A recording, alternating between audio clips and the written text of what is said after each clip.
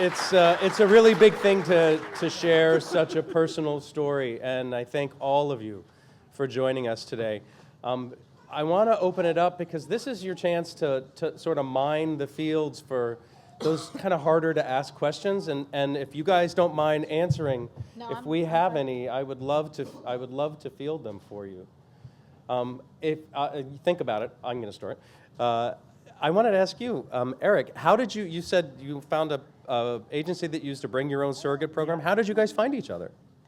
How did Jessica and I find each other? Yeah, did you find each other through the agency, or did you? No, we found each other online, and then reproductive possibilities help facilitate the process for us.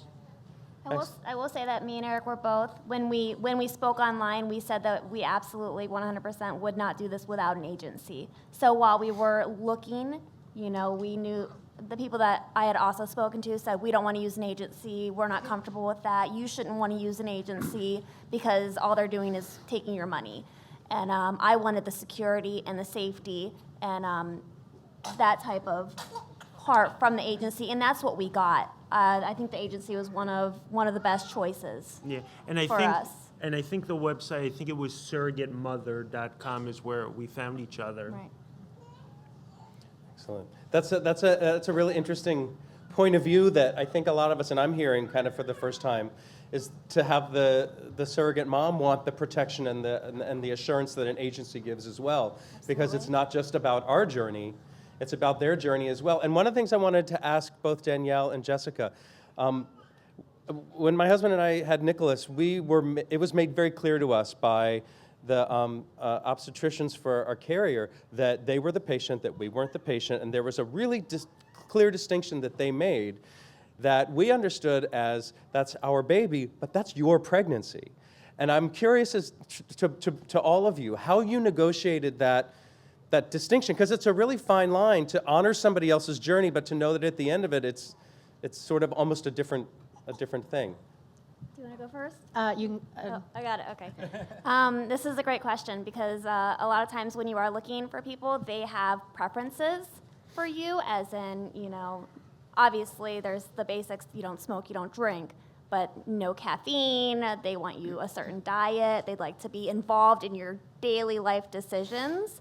The best part about what Eric and Jim had spoken to me is they said, you've been pregnant twice, you have 2 children of your own, you've done it healthy, you know what you're doing with your body, and they let me take care of myself, and they did not, and they never told me one way or another that I was eating the wrong thing. If we went out to eat, it was whatever you want, it's fine, so they let me have control of how I handled myself as a pregnant woman, and that was something that was important to me, and something that, just that trust and respect was vital to our relationship, even in something as simple as letting me make my own decisions with my body, so.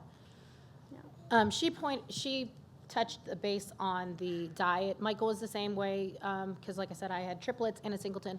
But for the doctor perspective, when I was looking for an OB-GYN, I went to Fort Worth Fertility and I said, look, I need an OB-GYN who is going to be open and that will speak to Michael. And if Michael has any questions, that he can call you and talk to you. And they gave us, I loved our OB-GYN, and she was always spoke with Michael, and I answered any of his questions. And a lot of times, when we had our appointments, when he couldn't come, she was okay with me having him on speakerphone. And not a lot of doctors are okay with that. And a lot of doctors, like Anthony was saying, have that mentality is the surrogate is my patient and you're just the person in the room. And our doctor was not like that at all. And she was wonderful with him. And that was one thing that I kept in mind is, it just wasn't me, and I needed somebody who was open. Gentlemen, do you want to talk about your side of that? Because it's a really interesting kind of dichotomy that I would love to hear. I'll just say that, for me, it was really important throughout the whole process, in every step of the way, whether it was Danielle's diet or Danielle's, appointments, that I was being respectful, that this was her journey just as much as it was mine. This was her body. This was her family. This was affecting her daily life. I was here in New York continuing on with what I was doing, dreaming of having a baby, but not living it day to day as her husband was. So, he was the one who was having to deal with the cravings or whatever, the mood swings. I don't know if those ever happen, but so it was really important for me to make sure that I was doing everything I could to be supportive and respectful to Danielle's decisions. It is a little tricky because at the same time you do sit here and you wonder, is she eating okay? Is she around somebody who's smoking? Is what is she exercising? All of those things go through your head, but that's where it's really important when you choose somebody to have those conversations in the beginning and to make sure that you're on the same page. And then you kind of just have to step back and trust. And in the beginning, I was a little nervous of choosing Danielle because she had triplets and another child. So she had 4 kids, and I was like, oh my gosh, how's she going to carry my kids? And that was the blessing, unbelievable in the end. I mean, Danielle was is an incredibly strong woman, and the day of delivery, she was ahead of all of us walking into the hospital. It was not like she was, she wasn't waddling behind. I was just trying to look like Ricky Martin, trying to be fabulous. And like, here come my babies, but it didn't turn out that way. But she was so strong, and I had to just trust her. And if you can build a relationship with your surrogate before you're even doing transfer and doing all of that, that's what will carry you through the journey. Yeah, I mean, I think in our case, because it did take 3 attempts, and we had that relationship already. So when she finally became pregnant, I could say there was not even, I knew she was going to do what she was supposed to. And, like Jessica said, she had been pregnant twice already, and she knew what she was doing. So there was no concern. And one of the things that you learn from this whole process is there are so many things that are out of your control. So the last thing I was going to worry about is what Jessica was eating. Do we have any questions? I have probably the $10,000 question. I just dated myself. But of Danielle and Jessica, what are you looking for in an intended parent? Well, I know you've talked sort of specifically about Eric and Michael, but what is it that you really find reassuring, or that you're looking for to make the journey easier for you both? Go ahead. Okay. That's like really hard to answer. Sometimes it is a very hard question to answer, because you don't know exactly what you're looking for until you have this person's profile up in front of you. I could say I want, I want a stable couple, I want somebody who has money, I want this, I want that. Not from my perspective, it's because I want for the baby's perspective. So it's that I just want somebody who is going to love their children as much as I love mine. And obviously, when you're coming to this, you're at that point because it is a long, stressful process. To me, that I really can't answer that really easy. You're supposed to say somebody like me. Oh, yes, okay. Yeah. Somebody like Michael. Yeah. But, She missed that moment, Yeah. but it was there. yeah. But it is really hard, to. I know. I'm trying to kind of put myself back in the 8-year-ago mode when I was sitting out in the audience, and that's really what I wanted to know. Jessica, Yeah. do you have any thoughts on? Well, you need to see where you stand on things. Do you want to be involved in every aspect? Like Eric and Jim did, and that's something that I wanted the parents to be part of it. I didn't want to be impregnated and then shipped off on my own. I wanted the whole experience. Do you want somebody who wants to be involved afterwards? Do you want to get together with them after the baby's here? Is distance an issue for you? I was thrilled that Eric and Jim only lived 3 hours. Visits were possible, appointments were possible. Matching on the basics is where you start, and then the personality and and if you can get along and have a conversation, that comes too. But know your stance. How involved do you want to be? Do you want to be involved afterwards? Does her lifestyle, is that important to you? And is your lifestyle important to her? One of the things I said, do I want to give somebody their first child? Or is the second or third, do I feel like if somebody's already had, their fourth, I was contacted by a couple, and it was going to be, I think, their 4th journey for a surrogate. And I said, I really kind of wanted to be the first time, was that a deal breaker? You know, those are the questions that you have to ask and that the surrogate has to ask. And then you have to find somebody that's going to, you know, match. There's the match word again. But we had a lot of, you know, commonalities in that we did want the involvement, you know, before, during, after, the whole family involvement. You know, my husband, my kids, you know, everyone just got together, and we still, you know, keep in contact frequently. So those were the things that were important to me, and you just have to decide, you know, what's important to you, and then look for a surrogate with those same basic principles. Is an agency important to you? Do you want to use an agency? Does she want to use an agency? There's a lot of surrogates who will say, no, absolutely not. And you'll be surprised to find them if you're looking online like us, like we were. And so start with the basics and go from there, really. So. Yeah, absolutely.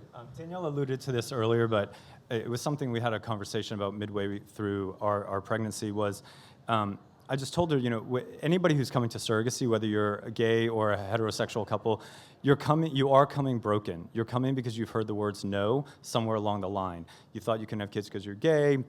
It's not as easy because we're gay. You just can't go out and meet a wife and have kids. If you're coming as a heterosexual couple, it's because, you know, as Danielle said, when they had fertility issues.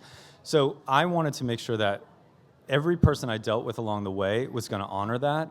The agency, my egg donor, my surrogate, the people I surrounded myself with throughout the journey, that people understood that I was coming into this, you know, a little broken and hurting, and that it was something that I wanted so much that I was putting everything on the line, financially, emotionally, physically, to make happen. And that would be my, you know, advice to all of you, is surround yourself with those people who get that, and then will honor that throughout your whole process.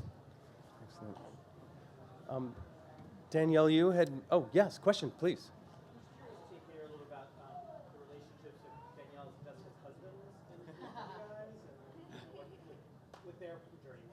So the question was asking about Danielle and Jessica's husbands and their relationship to the process and to the intended fathers. Danielle's husband is my straight boyfriend now, so. For the most of the journey, my husband works in the oil field, so he's gone 2 or 3 weeks at a time and home for a week. So he wasn't, as with our pregnancies, he wasn't there a lot, but he is very supportive because he knows how Michael feels. Because, like I said, at one point in time, we felt like, you know, we couldn't have our own children. And in the hospital, I think he was a big help to Michael because he had been a new dad at one point in time of multiples himself, and he, you know, he kept Michael going. Is like, okay, calm down. You need to eat, and he fed Michael along the way. He did the car seats. I had no idea what I was doing with the car seats.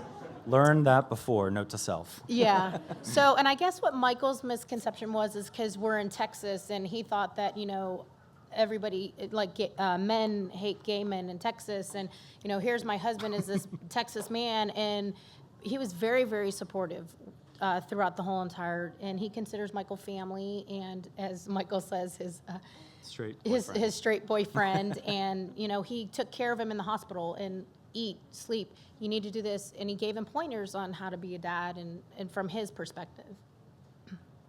This is probably my favorite question, and I'm so glad you asked it. And I wish my husband was here, John, to answer this, because everyone always asks him directly. And he said it didn't matter that she was a surrogate. She's like, she was my pregnant wife.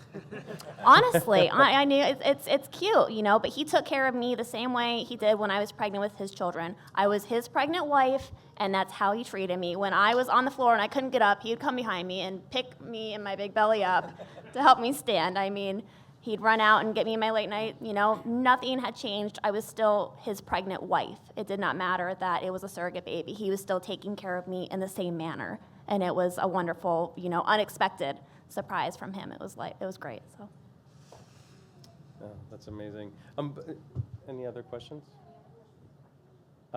Danielle, both you mentioned, and Jessica, I saw you shake your head, that you had experienced some misunderstanding in a nice way about this, which is kind of interesting and ironic because I think all of us have dealt with that in one way or another in our lives, and then all of a sudden you're part of this journey that we can totally relate to you on.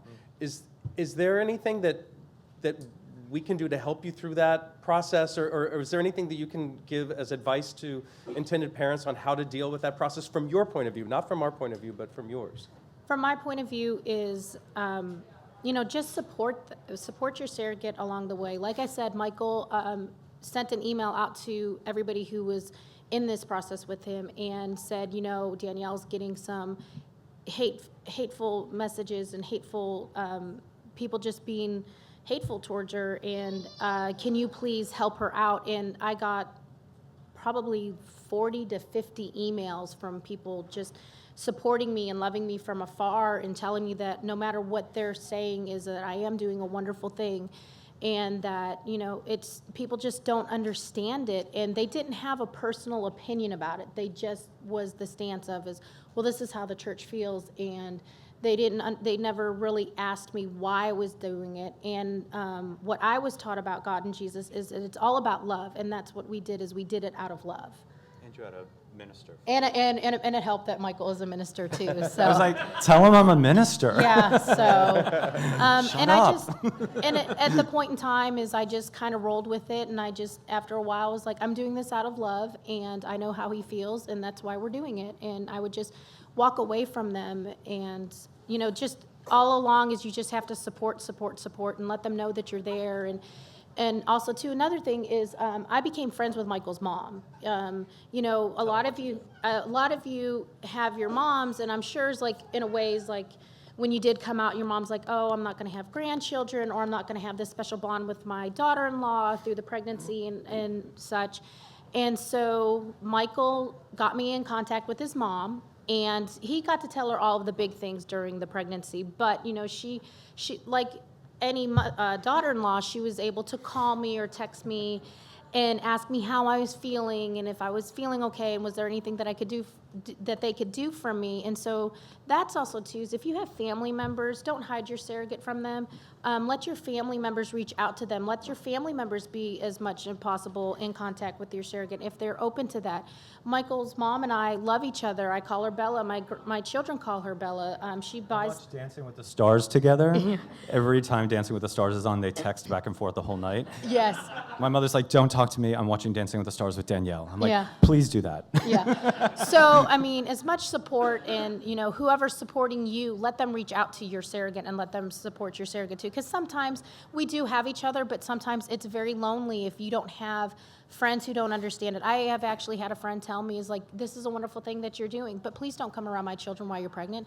I don't want to explain to them what happened to the babies. And so I just rolled with it and went along. And also, too, as a surrogate's point of view is you find out who your true friends are is when you are doing something like this out of love, and that's not a true friend. If they don't support you in the decisions that they think that you should be making, and the right ones, then you don't need to have them in your life. I have to agree with everything that she just touched on. Support, that's really it. There were times where I was just venting. I was pregnant, I was hormonal, I was mad about whatever I was. And Eric and Jim, they've just listened. And it's okay. Yeah, we know. Oh, that's rough. Sometimes just being that ear. I'm going to have to, I appreciated the privacy that they gave me, and that if I was flooded with emails from all their family and friends, I'd been like, whoa, because there was like a level of privacy I wanted to maintain. With the people who had an issue with the surrogacy, because I was upfront. Everyone would be like, oh my gosh, how far along are you? I'd be like, oh, well, this isn't my baby, I'm a surrogate. And they'd be like, what? What do you mean? How are you going to give it up? Is it your baby? And I kind of wanted to bring it to everyone's attention. Let's talk about it. Let's show people that surrogates are out there. So many people would tell me that I was the first person that they ever met that did surrogacy. And I said, well, I hope you meet more, so. But when things did get hard, it was that they were just there for me. They're there just to listen sometimes, to be supportive and to never, judge you when you're acting like a crazy pregnant woman. Support, absolutely. Excellent. Well, listen, I want to thank all of you for telling your story and sharing it with us today. I think you've touched a lot of people's hearts, and we really appreciate it.